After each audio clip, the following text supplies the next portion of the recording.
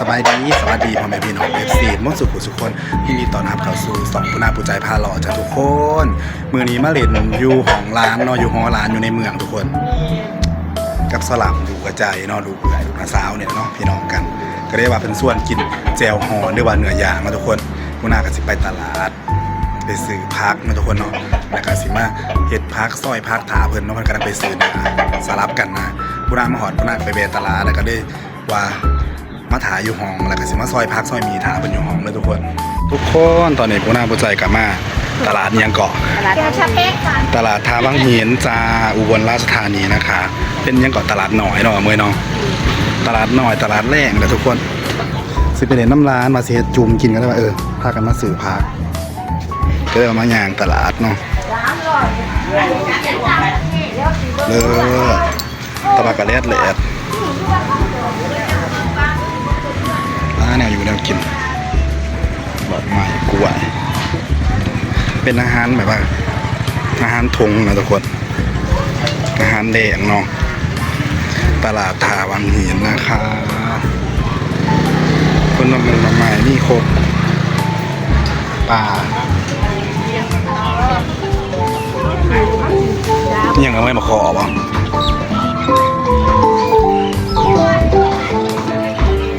ตลาดแรงท่าบางเหียนนะทุกคนก็ได้วางกันมาหล่ออะไร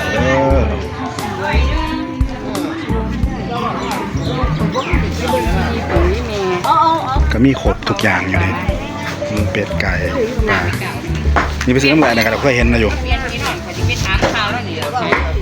ป้าทุกคนน่าจะรอซื้อพักไปเห็ดแจวหอนหรือว่าเนื้อย่างเนาะเพราะว่าร้านมันมีหมูนะก็เลยออกมาซื้อพักแล้วก็จะไปหาเพื่อนอยู่นะตลาดบางหินแล้วจ้ะเลย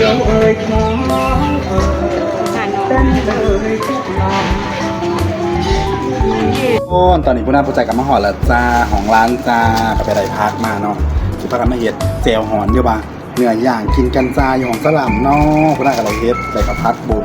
ผักกาดบัวผ้าแล้วก็วุ้นเส้นนะครับทุกคนทำจะมาหั่นถากันเลยแล้วจ้าจะเสียแห่งโคตรแจวหอนเสร็จเส้นไปในเมืองเลยว่าฝากของในเมืองแล้วจ้า10,000แต่มือขัดอยู่ตายอยู่ตัวเรียนเนาะนี่ก็เรียงเหล่าเรียนทีวีเด็ดกันสีซอยรวมกันเลยอันพักถาเส้าลามสลับดาวหมูอยู่วัดสานไปซื้อหนังน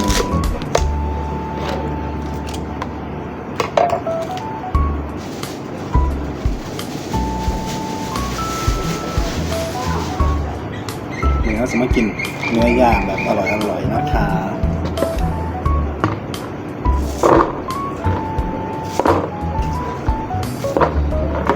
พักเนื้อมาจากสมหันเนี่ยเตรียมพักถาร้านก่อนเขาบอกเดินเพศละมาละ10 บาท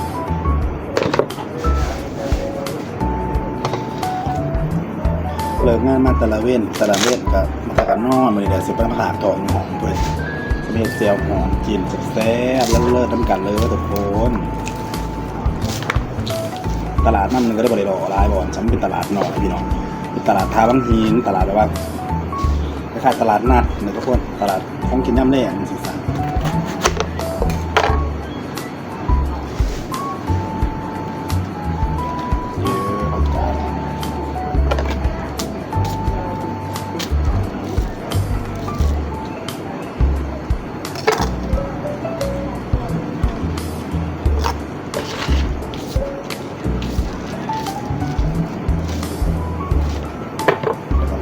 มาละ5 บาท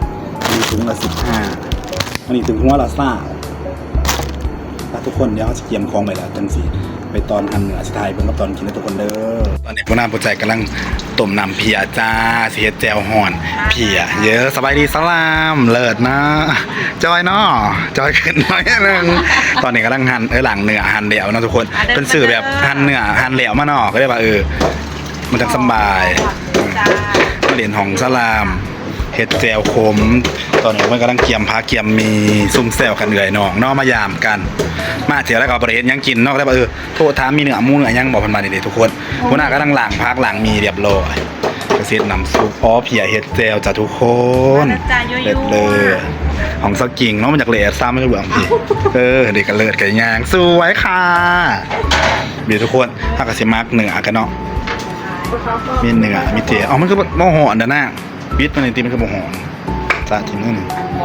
อยู่ห้องเพราะเราทุกคนให้บางกันมากินน้ำกันได้เด้อกาเกียมพักเมื่อกับซ้ายดอกเนาะ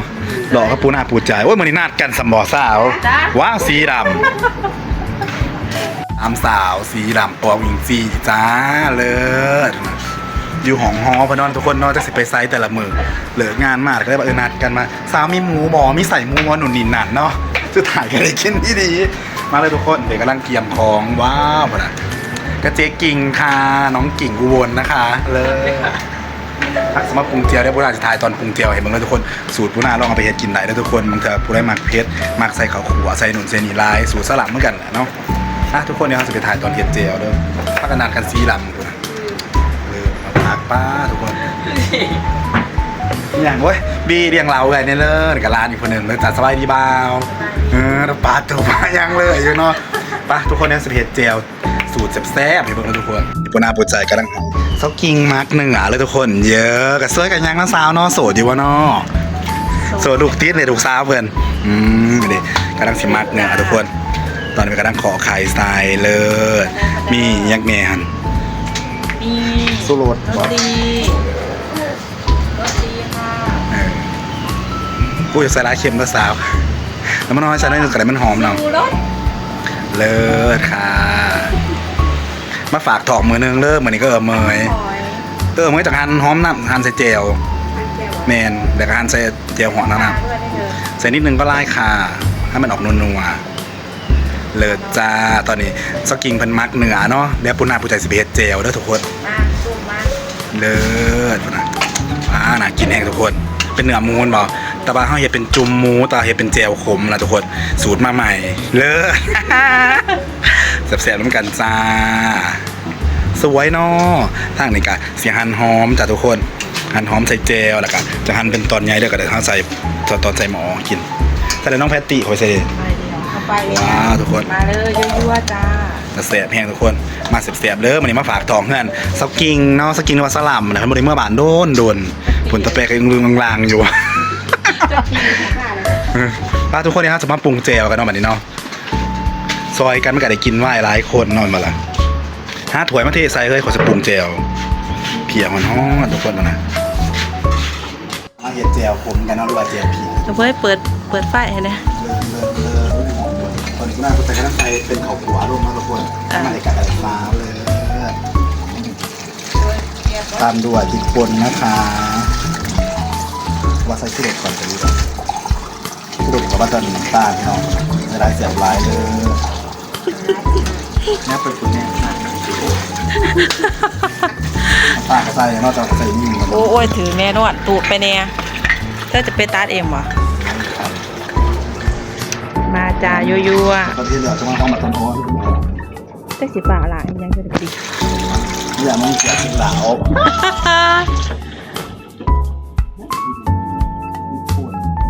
ตายเด้ดอกกูโรงงานบ่ได้เดี๋ยวมาเล่นมันเป็นจังไดมึงบอกว่าบ่ให้มันมือมันเป็นจังไดเพราะอะไรมันเพี้ย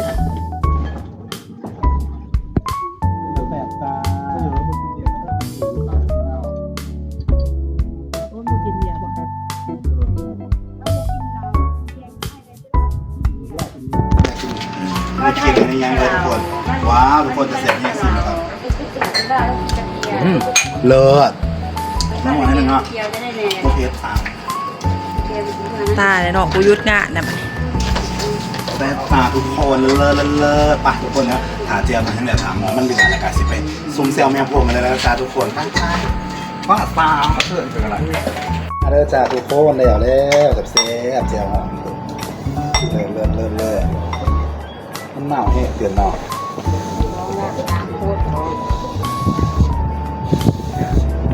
เจียวหอมสูตรที่น่าภูมิใจนะคะอันเจียวหอมนู้ตัวให้เป็นปีอ่ะเนาะ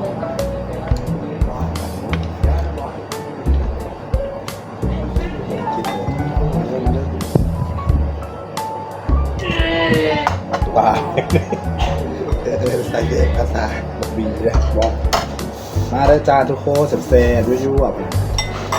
เจ๊ก็เสียงดังงงวะ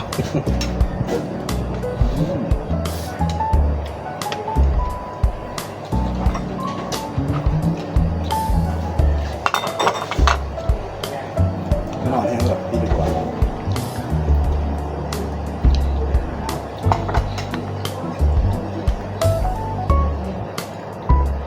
ก็อีกเลย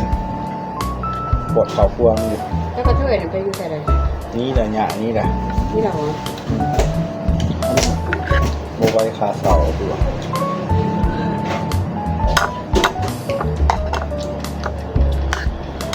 ใช้งานยังโม่ เฮ้ยเกิดมาโมเป็นบอกแล้วด้วยบอกนี่ มันเห็นหนอมากกินเลยอ่ะแซ่บเพื่อเก่าล่ะมาค่ะ ว้าวว้าว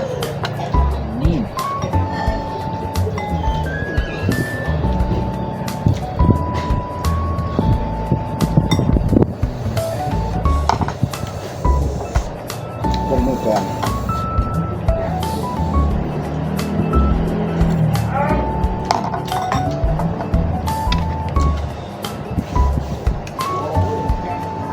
ปิดเขียนแล้วเนี่ยเอาพันอย่างมาใส่ คุณเจดำแล้วกำลังจัดไปเบาๆเนาะมานี่เสียบๆมากแพตตี้ไม่กินนะแม่บาร์บี้แล้วก็มาตายเด้ออยู่นะกูว่า ยัวจ้า เสียบจะว่าเมยพอกินอยู่เนาะผ่านอยู่เนาะเลิศเปิดหั่นแป้งรถไรเดอร์ก็สั่นเห็ดเสียบแนวนี้เยอะสลับแล้วก็กินเสียบกินยังเนาะเจียวหอนเจียวใจเนาะทุกคนบีแนวบีคนไรบีมันก็กินตี้บีกินตี้เหล่าบีหันกินตี้ตอนเนาะน้ำนมสดอ่อนหอนพวกมาใส่บี มาหนูเนยหนูหน่อยหวานหนูแพตตี้ไปเรียกพี่เป่ามากินข้าวพี่เป่าบ่ว่าพี่เจมสเป่าแล้วเป็นไม่ยิ่งสมอเลิศเนาะ ลูกสาวแต่ ก็มาคือกับข่อยคือสมอ มาเด้อพี่น้องเด้อ มาเสียบๆด้วยกันได้อทุกคนผมนะลงมือแล้วอยู่ห้องน้องกิงหรือว่าน้องลำนอนซาเป็นเมื่อบาน8 ปี แต่บางทีมันแต่งตัว กินข้าวกับบรรยากาศเนาะตัวกับฝนตกมาดินๆแล้วกับเบียร์เย็นๆขอบใจเจ้าภาพทั้งสองเลยสลัมเพันเดียงเจียวหอนเนาะให้อยู่ดีมีแห้งดำด้วยสื่อไหลคล้ายมันมีเงินมีทองได้หลายแล้วก็ขอบใจน้องบีเด้อเลี้ยงเบียร์น้าสาวเหยียวอด น้าสาวเหยียวอดเพิ่นเลี้ยงเบียร์ปูน่าปูใจเนาะล่างหนึ่งเลี้ยงจนเมาแล้วก็เลี้ยงตะเป้มื้อเช้านี้พูดเกือบ2ล่างตาแอกแหลกร้านเคยตะเป้พ่อใหญ่แดมเมาแล้วว่าสันนอกว้าทุกคนมีตะวาวได้บอกกินจังเตือเนี่ยเสียบคนเอาเนื้อมันขึ้นมาในตี้ผีเนื้ออันไม่รุมพี่บีอะไรเสียบยกไม่ยังกิน อร่อยค่ะ กระเลือดกันยังเนาะทุกคนเนาะมาเสียบกันเด้อพ่อนะว้าวแจวกับผู้หน้าผู้ใจเย็นเองทุกคนลองเพจกินหลายเด้อสดในเด้อสดได้เด้อเบียร์เย็นๆหันสดหอนๆมันจึงมีแห้ง อันท้ายเอาลุงแตกมาเลย พอเราเป๊ะแล้วก็กินเลอะอยู่เนาะแล้วก็แสบๆแล้วมาแสบๆเหมือนกันเลยขั้นเป็นเนื้องัวมันถึงสีหอมเนาะมันเป็นเนื้อหมูแต่ก็โอเคอยู่สำนี่แสบอยู่เอาที่ยกเลยเกี่ยวจะได้สาวอยู่ดีไม่แห้งเบียร์ทวีแล้วเลี้ยงก็